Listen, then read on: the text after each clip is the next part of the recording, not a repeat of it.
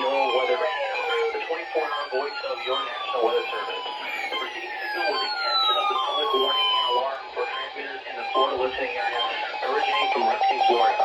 This was also a test of the same system or specific area message encoder. The same system will alert only the county or counties affected by a particular warning. These tests are conducted each Wednesday between 11 a.m. and noon, and again between 6 p.m. and 8 p.m. unless severe weather threatens. This concludes the weekly test. We now return to regular programming.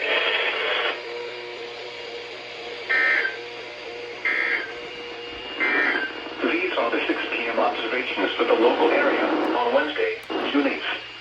At Brooksville, it was partly sunny.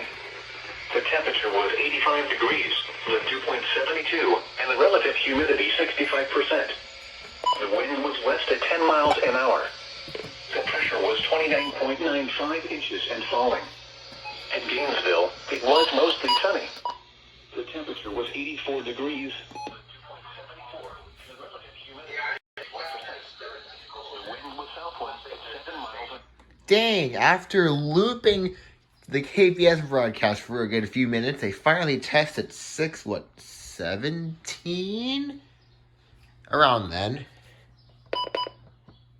Finally. Dang. Took them a while.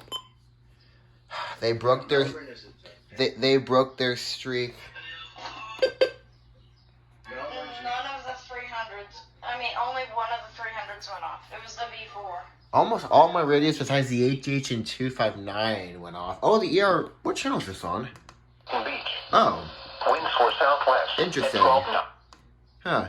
ER 210 didn't go off. This went off. The 2021 120 went off for an unrecognized message. But the old one went off for a weekly test. Dang, let's go. After 17 minutes. And after a bunch of looping. Ruskin Best Office.